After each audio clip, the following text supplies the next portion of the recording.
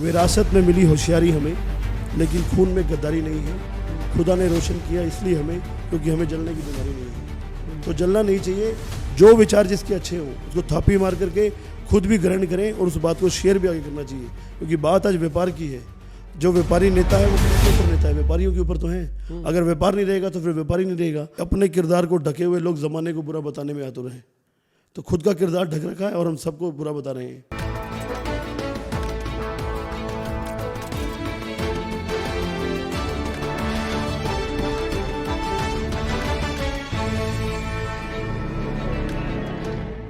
नमस्कार, एक मत पोस्ट में आपका बहुत बहुत स्वागत है। मैं हूं सर्वेश कुकरा।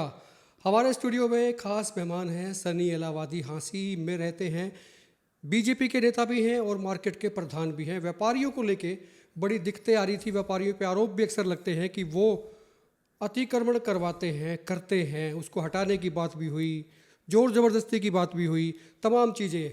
फ़ायदा किसका, नुकसान किसका, इन्हीं से पूछेंगे और इनके पास में सोल्यूशन क्या है ताकि बाज़ार में काम बढ़े, व्यापारियों का मुनाफा हो और जो तंग हाली से गुजर रहे हैं, जो उनको लगता है कि ग्राहक कम आ रहे हैं, वो क्यों आ रहे हैं और कैसे ग्राहकी बढ़ सकती है। सनी भाई, बहुत बहुत स्वागत है इस पॉडकास्ट में। सबसे पहले सर्वेश जी, आपको और आपके चैनल के जितने भी दर्शक हैं उनको मेरी नमस्कार, और ख़ास तौर पर व्यापारी भाइयों को नमस्कार, क्योंकि आज हम जो बात कर रहे हैं, जो टॉपिक है, वो व्यापारियों को किस तरह से हमारे बिजनेस को दुरुस्त करने ये की बड़ा बातें ना हैं। ज्वलंत इशू है, बर्निंग इशू जिसको कहते हैं ना जी लोग भी तंग है कि बाजारों में भीड़ बहुत होती है। बिल्कुल। वो आना चाहते हैं बाजार के अंदर, सामान खरीदना चाहते हैं, जेब में उनके पैसा है, जी मन नहीं करता। उनको लगता है कि यार गुजरेंगे कैसे, गाड़ी भी नहीं जा सकती, बाजार इतने तंग हो गए हैं।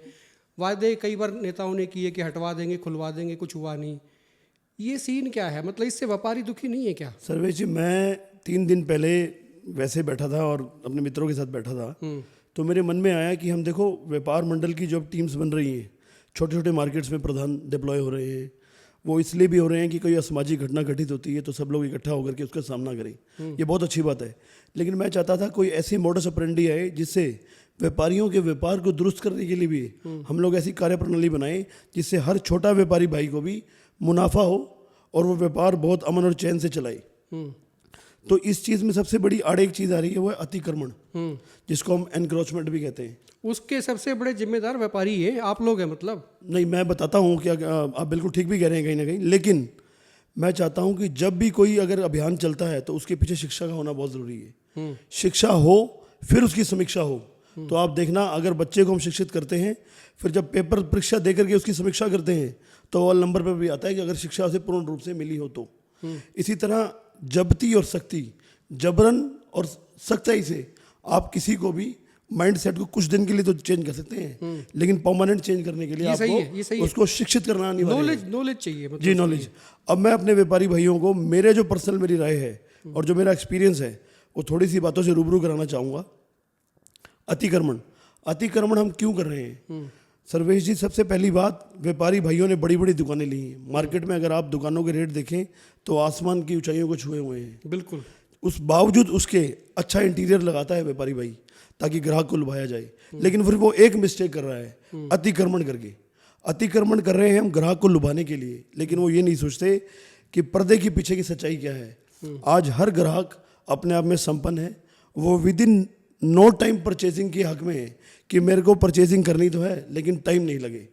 आप देखिए कितने बड़ी मल्टी ब्रांडेड शोरूम है, जो बड़ी बड़ी कंपनी है, अगर उनको लगता कि पार्किंग और within no time purchasing की बात नहीं है तो वो अपने जितने भी शोरूम्स हैं वो उनको मार्केट के अंदर लगाते हैं। लेकिन वो आज उन्होंने क्या किया है, आउटर स्कर्ट पे उनके शोरूम्स हैं, ताकि जो व्यापारी भाई गाड़ी से आए, अपने वाहन से आए, वो विद इन नो टाइम बिना समय अपना ख़राब किए परचेजिंग करे और चला जाए। दूसरी चीज़, अगर वो मार्केट से बाहर सीईओ एवं कंपनीज के मार्केटिंग मैनेजर्स हैं, वो सब स्ट्रेटेजी को तैयार करके कि हमारा व्यापार कैसे बढ़े, उसको चलते वो आउटस्कर्ट्स पे अपने शोरूम को डिप्लॉय करते हैं ताकि जब भीड़ भाड़ ना हो। आज हम अतिक्रमण कर रहे हैं ग्राहकों को लुभाने के लिए कि वो ग्राहक बाहर आए। उस प्रदर्शनी का क्या फायदा? होड़ भी ज़्यादा हो गई है।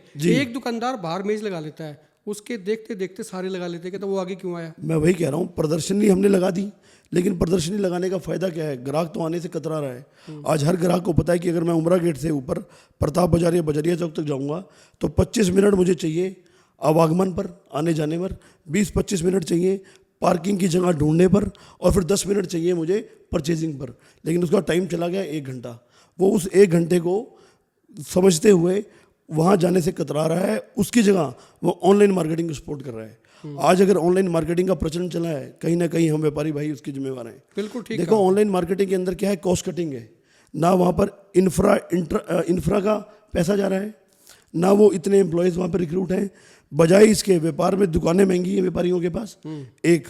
दूसरा, उन्होंने रोजगार के लिए एम्प्लॉय रिक्रूट कर रखे हैं, 2।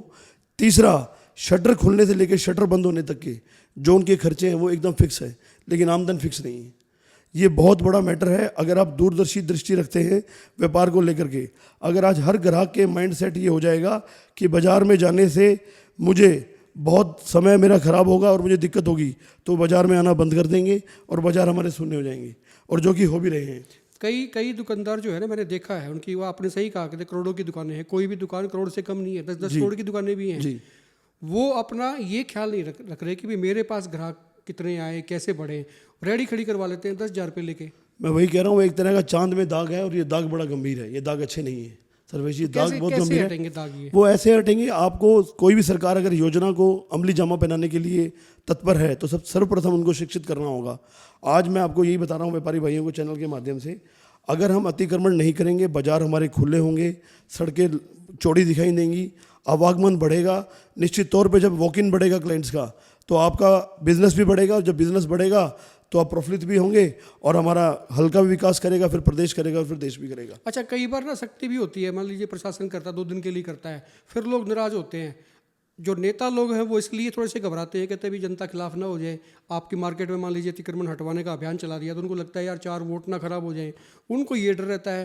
अच्छा, खुद जिम्मेदार हम ही है, हम ही खुद से हटा लेंगे तो फिर ना तो नगर परिषद को जरूरत है, मैं ना किसी सर्वेश जी नेता को जरूरत है। आपको बताना चाहूँगा, 2 दिन पहले मेरा संबोधन था, व्यापार मंडल की मीटिंग थी, मुझे बोलने का मौका दिया गया। मैंने सभी व्यापारी भाइयों को ये समझाया कि अगर आज हम अतिक्रमण कर रहे हैं तो भविष्य को हम अपने बिजनेस को अंधकार में डाल रहे हैं, क्योंकि ग्राहक के ऊपर माइंड सेट है कि वहाँ भीड़ है तो मैं भीड़ में नहीं जाऊँगा। इसीलिए ऑनलाइन मार्केटिंग का जो वो है चैनल, वो बढ़ता जा रहा है दिन ब दिन। तो लोगों ने मुझे समझा, उन्होंने हाथ खड़े करके संकल्प भी लिया। मैं फिर वही बात पे करूँगा, शिक्षा और फिर समीक्षा। आपको शिक्षित करने की ज़रूरत है, उनको बताना ये पड़ेगा कि अतिक्रमण हटाना क्यों अनिवार्य है। बजाय इसके कि सख्ती और जब्ती से आप लोग उन पर चलान कर रहे हैं, ये कर रहे हैं, तो उनको लग रहा है पता नहीं सरकार को हमसे दिक्कत क्या है, अगर हम 2 फीट बाहर आ गए हैं तो शायद वो हमें अंदर घुसाना चाहते हैं। लेकिन नहीं, सरकार को विज़न क्लियर करना पड़ेगा, आपको व्यापारी को एजुकेट करना पड़ेगा, ताकि वो आपकी इस बात को स्वतः माने, वो स्वयं जिम्मेवारी नागरिक हो करके उसका रूप ले। आज जब मैंने वो संबोधन किया, उसके बाद व्यापारी भाइयों ने बोला कि जो आपने बातें समझाई हैं कि अतिक्रमण से हमारे बिजनेस को भी इफेक्ट पड़ रहा है, क्योंकि ग्राहक यहाँ आने से दरकिनार कर रहा है, तो वो बोले कि हम लोग भी नहीं चाहते कि अतिक्रमण हो, लेकिन हमारा पड़ोसी कर रहा है। तो मैं वही बात कहना चाह रहा हूँ आपको कि अपने किरदार को ढके हुए लोग ज़माने को बुरा बताने में आतुर हैं। तो खुद का किरदार ढक रखा है और हम सबको बुरा बता रहे हैं। दूसरी बात, मैं और ये बात भी कहना चाहूँगा चैनल के माध्यम से कि देखो, कहीं से भी अच्छाई चीज़ मिले उसको ग्रहण करना चाहिए। भले वो आम आदमी भी आपको एक अच्छा आइडिया दे सकता है, एक बहुत बड़ा, ज़रूरी नहीं कि बहुत बड़े बड़े नेता अगर आपको अपने वक्तव्य में चीज़ें समझाएं तब समझने योग्य बात है, एक आम आदमी भी दे सकता है।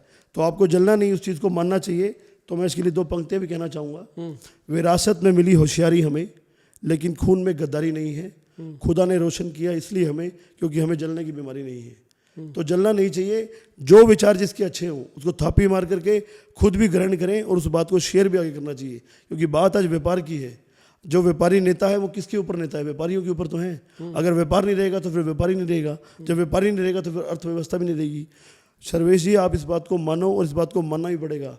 व्यापारी वो इंसान है जो किसी भी नेता को अर्श से फर्श और फर्श से अर्श पे पहुंचा सकता है, क्योंकि टैक्स गवर्नमेंट को वो देता है, उस टैक्स से तनख्वाहें बढ़ती हैं और हमारे सरकारी खजाने पूरे होते हैं।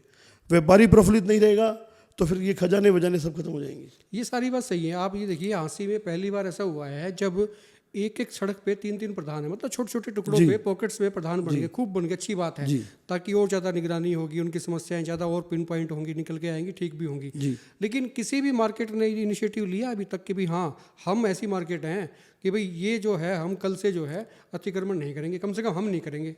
देखो, ये बात हमारी मार्केट में हो चुका है और हम लोगों ने इस चीज़ को अमली जामा पहनाने का कार्य भी किया है।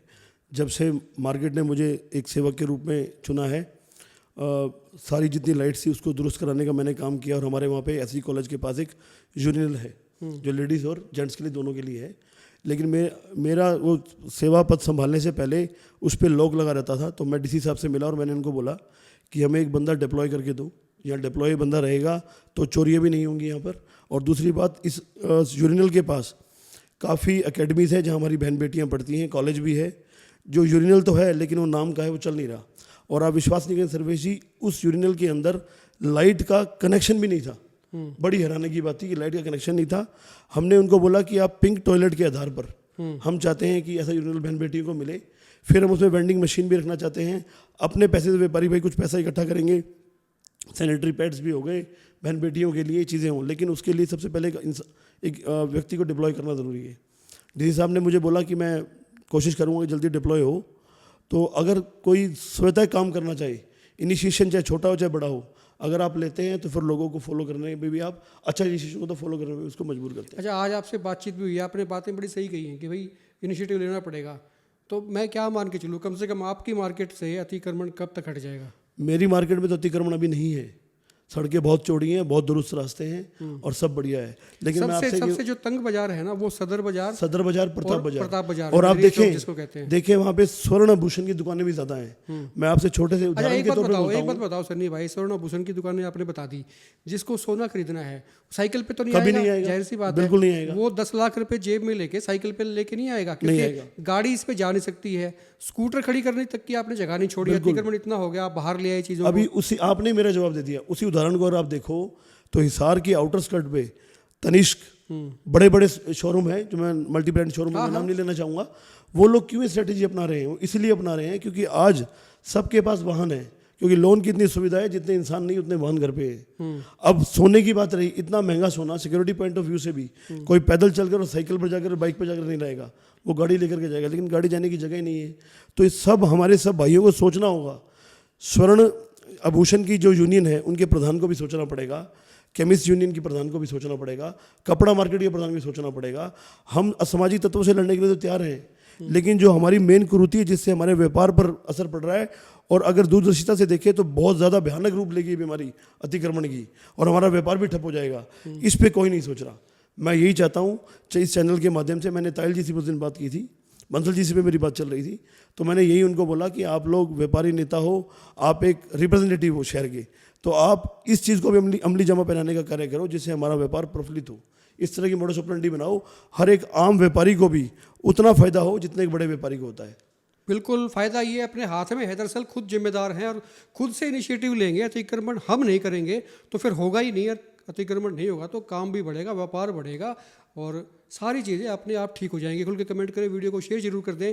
और ये अच्छी मुहिम है, और अब देखना होगा कि इस पे इनिशिएटिव कौन कौन सी मार्केट लेती है, क्योंकि हाँसी में प्रधान जो हैं इस वक्त बाढ़ आई हुई है, खूब सारे हैं, लेकिन उनका काम बोलना चाहिए। काम सबसे पहला यही हो सकता है कि वो अपनी अपनी मार्केट में कम से कम अतिक्रमण ना करें, फिर आप देखें व्यवस्थित मार्केट होंगी, व्यापार बढ़ेगा, काम बढ़ेंगे, मतलब सब चीज़ें खुद से हो जाएंगी। एक लास्ट प्रार्थना मैं ये करूँगा, जितने भी प्रधान हैं, जितने भी व्यापारी भाई हैं जो चाहता है कि समाज की सेवा करें, वो आओ एक संकल्प लें कि जब तक हमारे शरीर में रक्त की अंतिम बूंद है, जब तक लास्ट श्वास है, अंतिम श्वास है, तब तक व्यापारी भाइयों के लिए खड़े रहेंगे और हमेशा खड़े रहेंगे। बहुत बहुत धन्यवाद, शुक्रिया। कमेंट खुल के कर दें, वीडियो को शेयर जरूर कर दें, पसंद आए तो आप लाइक भी कर सकते हैं। कॉन्सेप्ट अच्छा था, आइडिया अच्छा था, और कौन कौन इस पे इम्प्लीमेंट करता है ये देखना होगा। आप देखते रहे हिकमत पोस्ट।